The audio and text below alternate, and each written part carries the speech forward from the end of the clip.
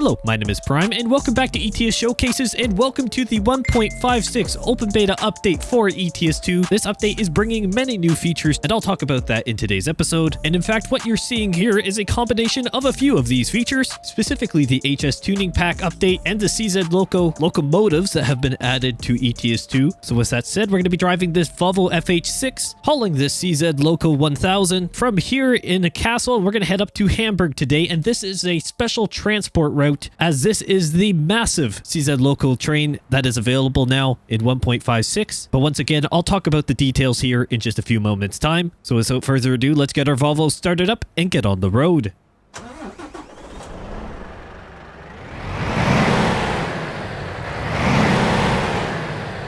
In today's first look video, I am not using any third-party modifications. Everything you hear and see is Euro Truck Simulator 2 through and through. All right, it is time to get on the road. Hopefully everyone's doing well. I certainly am. It is great to be back here in ETS2, and well, we've got an interesting episode here, friends, because well, we are hauling this absolutely massive, combination of a hauler here. It's going to be incredible. We just have to try and get through, which is well, the first part of the puzzle, and I have to remember that these trailers swing. Oh good, we're off to a fantastic start. Okay, well, let's just I guess I have to basically turn right. Oh, this is a fantastic start. Hopefully CZ LOKO doesn't look at, actually, hopefully it's just the trailer that's got it and not the locomotive, because if not, this is going to be very expensive. That's actually a more difficult oh man, we are just making a rightful mess of this. Welcome to the Prime Simulation channel, my friends, if you're new here. This isn't standard, but it's definitely frequent. That's actually a very difficult exit point for that facility. Very, very tight considering the lengths of this trailer. But yes, I have to remember, we are here in Europe. We have a bunch of steerable axles, which is absolutely fantastic. But given my recent videos on American Truck Simulator, we don't really have that luxury over there. So got to remember that in today's video, which I'm sure that which is happening right off the bat probably won't be the only one that happens. But it is great to be back here at ETS2, admittedly a little bit delayed in getting this first look at 1.56 open beta up and out for everyone.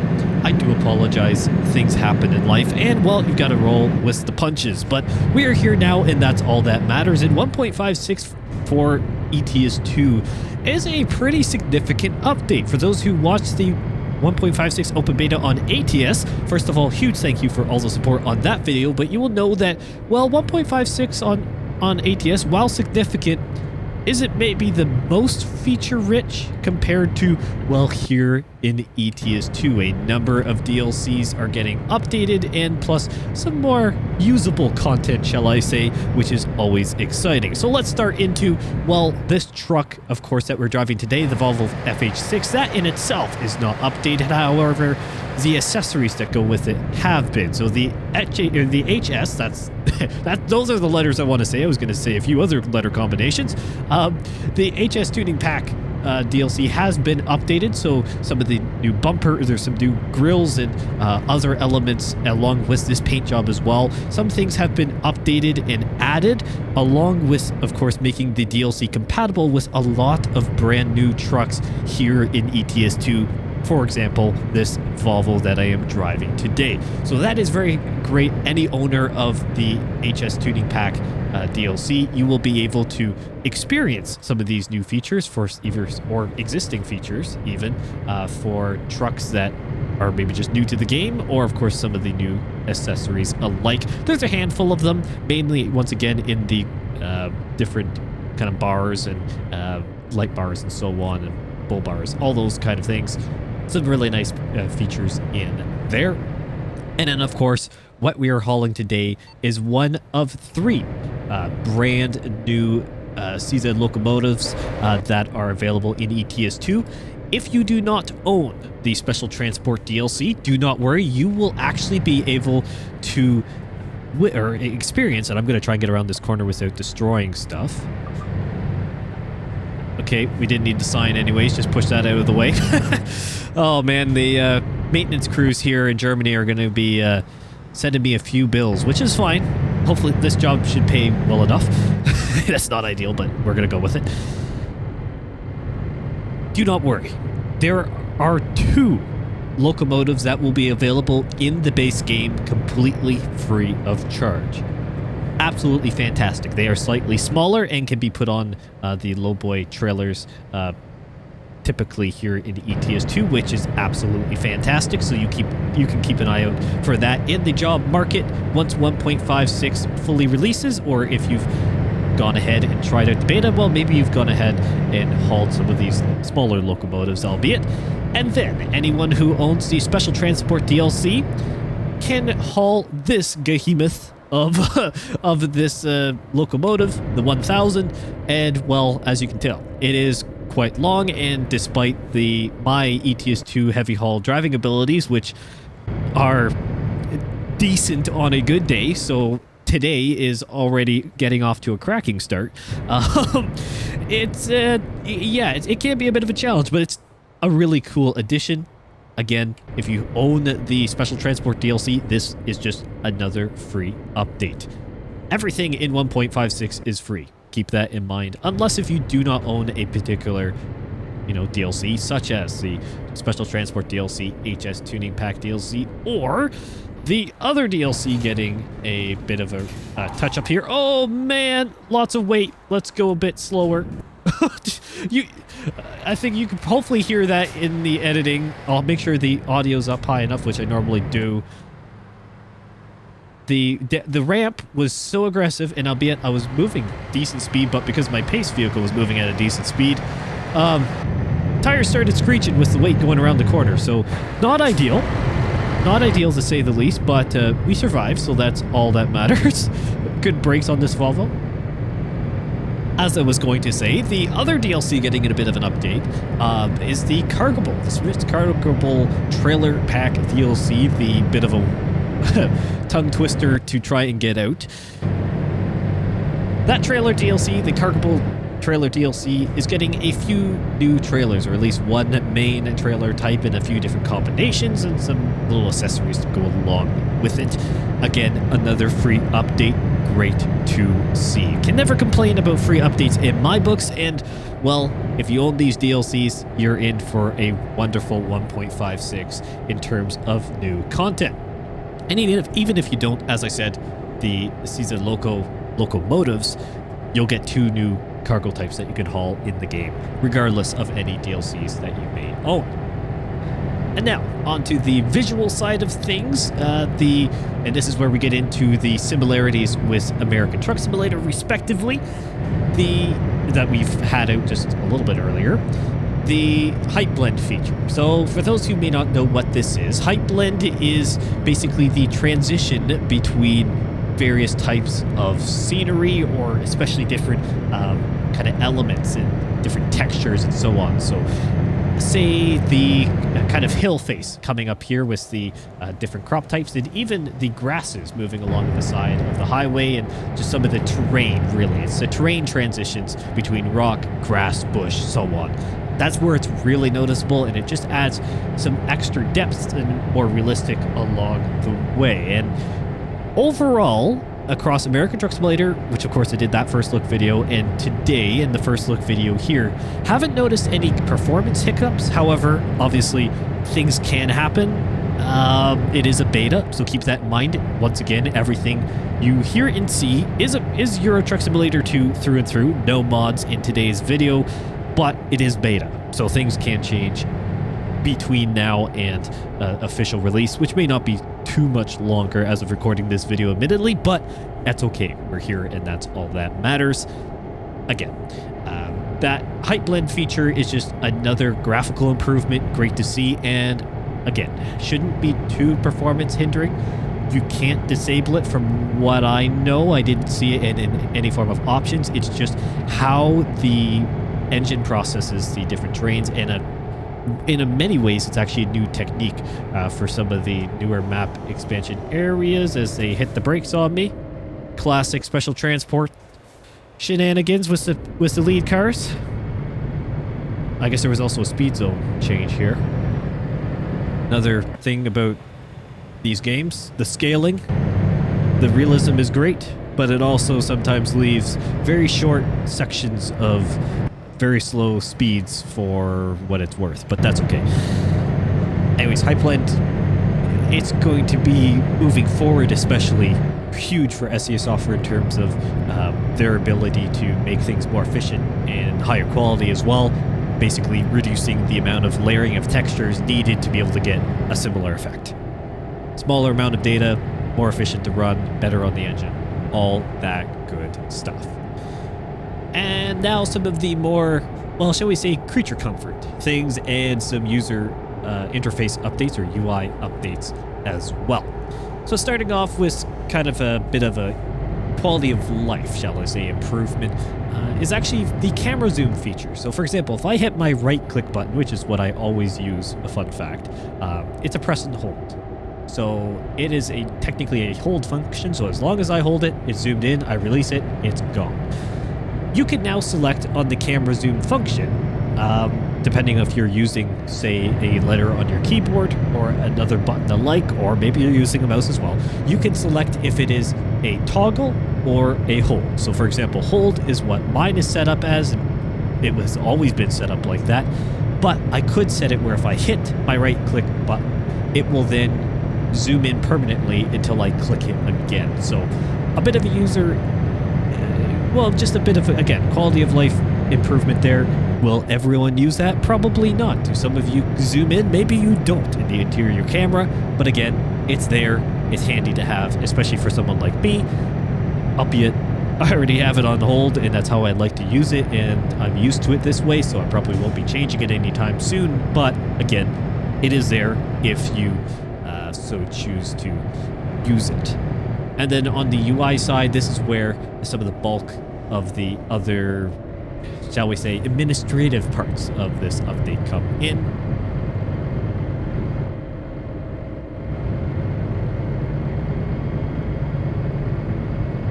And the new profile creation and also the startup flow pages have been updated to fully align with the whole direction SES software is going. May or not be because of consoles coming very soon, hopefully.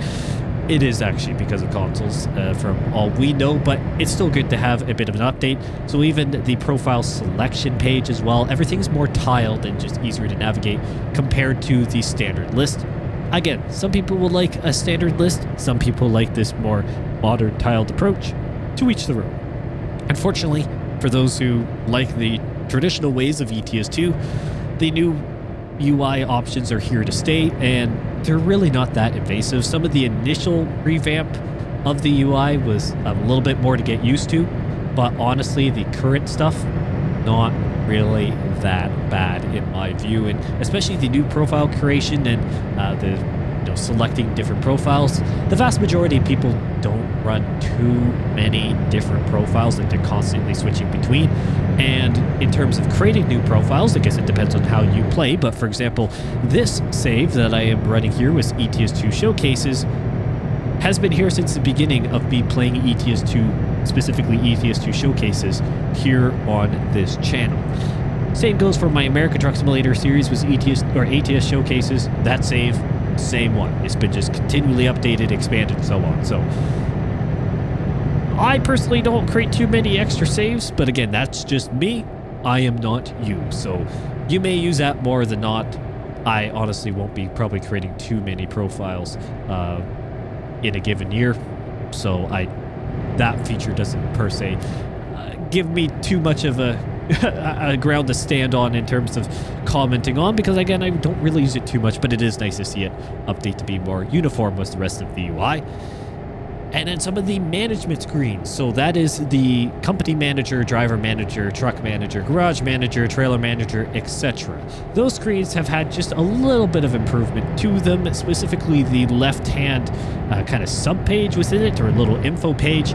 That page gives you some extra stats on, company profits if you're on the select page, different truck stats. And again, just makes it a little bit more navigable, more modern. Just cleans it up and enhances it a little bit more, even compared to what it's been already reworked a bit in the past. just a little bit of improvements there just to make everyone's life just a little bit easier. And then rounding out the UI improvements is the DLC browser, and it's just had a few little changes, mainly in how the DLCs are categorized and filtered and searchable, so on. Just gives us extra information on the DLCs that you may or may not own. Admittedly, I have never used the DLC browser in ETS2 or ATS for that matter. Never have used it. I always just use, if I'm looking for what DLC I don't already own, I'm looking in the Steam store page, for example, or I'm looking else in my DLC list within Steam. I don't really ever use the in-game functions. But again, I could see this DLC browser being more important for the console people. Now, I don't exactly know how the console rollout will work, and when it comes to the DLCs, I mean, as of right now, mods will not be supported early on as far as I am aware, but DLC should be, from all of my understanding. So the DLC browser will probably be very important for players in console land, but here in PC land, maybe not as much. And I thought we needed to merge there, but in fact we do not. It's the left lane merging down. Not used to that, to be honest, but okay, we'll take it. So again, DLC browser, I don't really have too much to comment on other than it's been updated. You may or may not use it. It's not major upgrades, but it has happened. So that's 1.56 in a nutshell. At least everything confirmed in the beta that I know about. There could be other hidden features, and normally SEA Software will throw in a little thing here and there sometimes. Not always, but sometimes. So we'll maybe wait to the official release to then fully get a picture on what we need to do. I should be able to get over soon. Yep, there we go. You gonna get over lead pace cart? Guy behind me's over. Lad. Merge. What is he doing? Okay. He had to wait for me to turn off the indicator? Seriously? Okay. To each their own, I guess. Oh, this game with the special transport DLC doesn't matter if it's ETS2, ATS, doesn't matter. The logic is the same, or the lack of it. The special transport DLC, don't get me wrong, is amazing. Despite you watching me already in this video scrape the trailer up against the wall because I forget that these things have steerable axles, and then proceed to cut a sign thinking that this trailer has steerable axles, which it does, but not factoring that in correctly. The DLC is amazing, honestly. It's a really fun challenge, but it does have its fair share of headaches, mainly in how these lead cars, well, lead, or for that matter follow with the car behind. I've had my fair share of problems with them, failing missions because they crash into something else and I have no involvement. So that is that. And they also will brake check me here and there too, but that's not a story for today because we're going to talk about some of the other things for ETS2, because in the little bit of time between the last episode and now here on ETS2 Showcases, we've had some more news, and I'm going to go more off of the more recent pieces. Starting out with Iceland, there was a little nice blog post on some of the different unique churches that are going to be available in the Iceland DLC.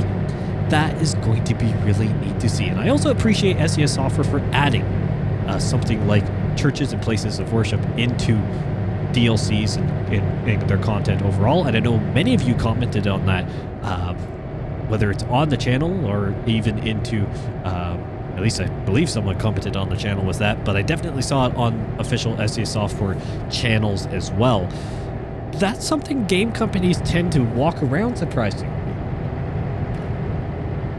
SEA Software is doing it because obviously churches are a major landmark for many cities and regions. To me, that makes complete sense to have them in, but for whatever reason, a lot of game companies will kind of scoot around that whole topic, which I personally find interesting, considering that regardless of what you may or may not believe, they are just buildings, and more often than not, they are really unique buildings. So I appreciate that they have them in there, and honestly, the churches really diverse styles coming out of Iceland, according to the screenshots. I did a little community post on that one, if I remember correctly. You can check that out if you wish. But then, we had recently actually, a blog post on the Benelux rework, which is Belgium, Netherlands, and Luxembourg rework for ETS2. And we do have to get over, right? I think. Where's my rear guy? I don't know. Oh well, I'm getting over here. And we're gonna hope for the best. Don't fail me now, mission. There he is. Why is he not in the lane? Okay, well, I'm over here now. Let's get over here, lad. Where'd the rear guy get caught up? Hello? Yo. Get over, dude! Oh, this game, man. What? Why did they stop? Look at the traffic jam we're causing here because you can't navigate for your life. Ah, this game. Oh, well, it's okay. Anyways, Belgium, Netherlands, and Luxembourg.